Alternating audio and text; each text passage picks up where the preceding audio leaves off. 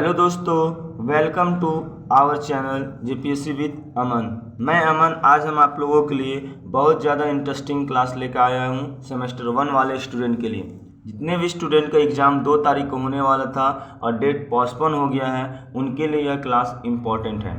आप लोग ये क्लास देख सकते हैं जिनके भी स्टूडेंट का पॉलिटिकल साइंस में मेजर पेपर था या तो माइनर पेपर था, सभी के लिए यह इम्पोर्टेंट क्वेश्चन है, बहुत ज़्यादा इम्पोर्टेंट है और बहुत अच्छा तरीका से हम आप लोगों को समझाने जा रहे हैं। ठीक है, इस क्लास को अच्छी तरह से देखिए। चलिए आज के इम्पोर्टेंट क्वेश्चन को देखते हैं। आज के इम्पोर्टेंट क्वेश्चन है भारतीय संविधान की प्रस्तावना के महत्व एवं मुख्य सिद्धांत का वर्णन करना। मतलब भारतीय संविधान को जो प्रस्तावना है उसके बारे में बताना है और इसका जो सिद्धांत होगा उसको वर्णन करना है। आपको बता दें, चलिए सबसे पहले इस क्वेश्चन का आंसर भूमिका से स्टार्ट करते हैं। ठीक है, इस क्लास को सुनिए और समझने की कोशिश ज़्यादा करिए और अगर मन करे तो नोट्स भी लिखिए। और फ्री में पीडीएफ लेना है तो आप टेलीग्राम में ज्वाइन हुए जीपीएससी विद अमन में या तो व्हाट्सएप ग्रुप में, वहाँ से भी आप प्राप्त कर सकते हैं एकदम फ्री में। ठीक है, ओके चलिए देखते हैं। संविधान की प्रस्तावना जो होता है ना, उसको प्रकाश कि पुंज की भांति इतिहास की उदीप्त विचार की अवधारणा है। मतलब कहने का मतलब होता है संविधान, ये देखिए एक कोड डाले हैं ताकि एग्जामिनर इम्प्रेस हो जाए। जिसका मतलब होता है प्रकाश की भांति जो चमकता है, सब कुछ दिखाता है, उसी तरह से संविधान होता है जो आपको सब चीज़ की अवधारणा को दिखाता है। ठीक है, जो संविधान के प्रवेश द्वार के साथ लक्ष्य, उद्देश्य, आदेश का प्रतिबिंब दिखाई देता है। मतलब जो आपका लक्ष्य क्या है, आपका उद्देश्य क्या है, या तो किसी चीज़ का आदेश क्या है, उस सब चीज़ का मिरर प्रतिबिंब दिखाता है। ठीक है, परछाई को दिखाता है। इसके जनता के स्रोत की शक्ति की अवधारणा के साथ साथ नैतिक आध्यात्मिक का संगम मिलता है। मतलब इसमें क्या होगा, जनता के साथ साथ जो नेता है, सब पूरा देश चला रहा है, उसकी सारी चीज़ मतलब एक दूसरे से मिलाव को, किस तरह से वो देश को चला रहा है, नेता किस तरह से संभाल रहा है, वो चीज़ सब चीज़ को संविधान के अनुसार ही करता है, संविधान के अनुसार ही दिखता है। ठीक है, आगे देखिए। न्यायविदों के आधार पर विधि के शासन का आधार तथा संविधान की व्याख्या का उदाहरण मिलता है। अब देखो भाई, इसको समझाने के लिए हम एक डायग्राम बनाएं। देखो, प्रस्तावना में तीन चीज़ इंपॉर्टेंट होते हैं: प्रकृति, उद्देश्य और महत्व। इसका प्रकृति क्या है? संप्रभुता, समाजवादी, लोकतांत्रिक और पंथनिरपेक्ष। ये चारों शब्द को समझाएंगे।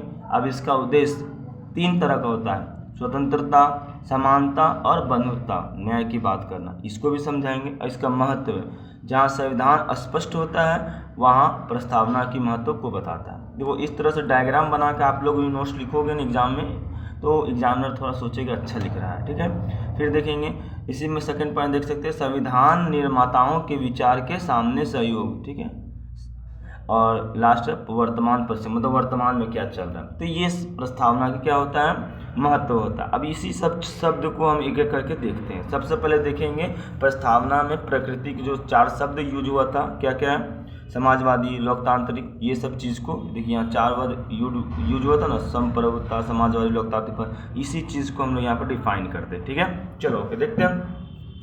प्रस्तावना के प्रकृति के संबंध में भारत को संप्रभुता का संपन्न, समाजवादी, लोकतांत्रिक गणराज्य की अवधारणा को प्रस्तुत करता है। ठीक है, हम भारत के लोग इस शब्द से आशय है कि भारत की जनता द्वारा संविधान के मूल स्रोत वर्गित है, वही शक्ति का केंद्र बिंदु है। ठीक है, उसी को शक्ति का केंद्र बिंदु माना जाता है। संप्रभुता संपन्न क्या होता है?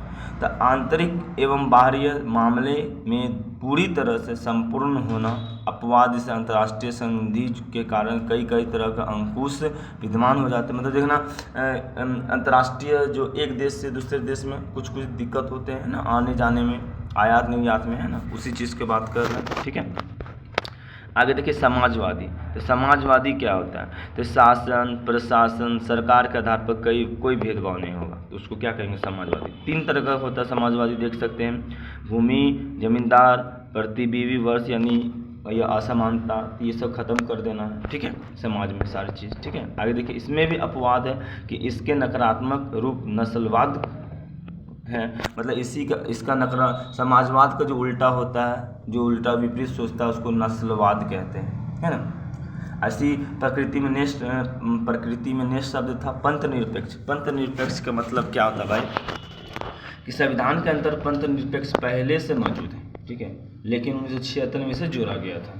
पंथ निरपेक्ष को दो भागों में बांटा, धर्मनिरपेक्ष और पंथ निरपेक्ष। धर्मनिरपेक्ष नकारात्मक चीज़ है और यह पश्चिम सभ्यता का अवधारणा है, ठीक है, लेकिन जो पंथ निरपेक्ष होता है ये सकारात्मक होता है, मतलब सरकार के और ये धर्म का नहीं होता है। एक शब्द और बच जाता है जो अब प्रकृति में आता है, लोकतांत्रिक।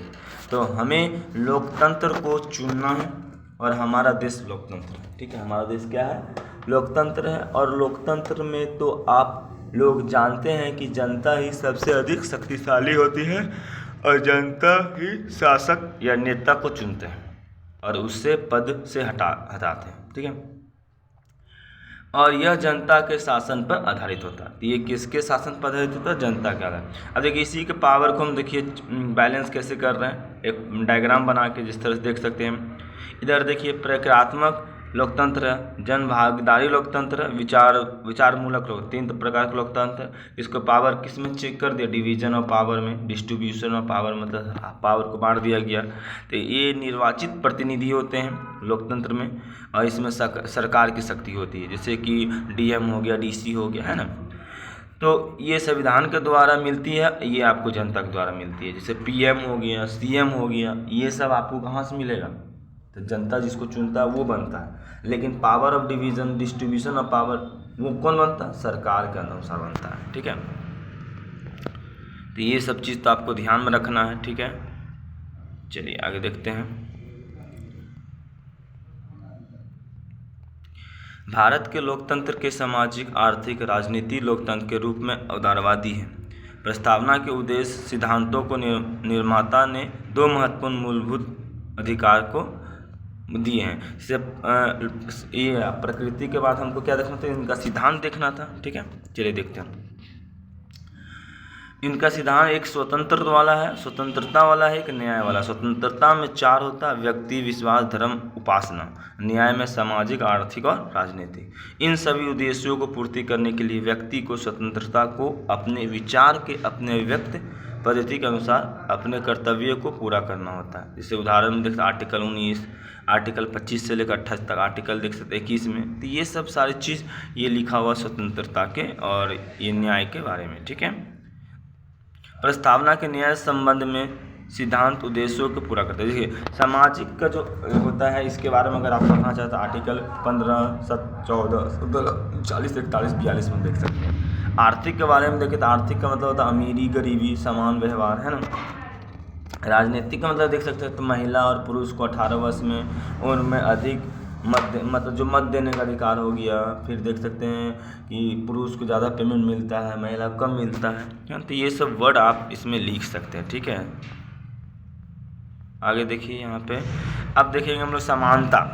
तो नागरिकों को अवसर एवं प्रतिष्ठा की समानता से संबंधित है। समानता के बिना स्वतंत्रता का अर्थ नहीं होता है। सभी नागरिकों को विधि के दृष्टि से बराबर देश, है ना। तो ये सब चीज़ विधियों के समान संरक्षण प्राप्त करना होता है। बंधुता क्या होता है भाई, ठीक है। समानता, राजनीति के बाद क्या होगा, बंधुता।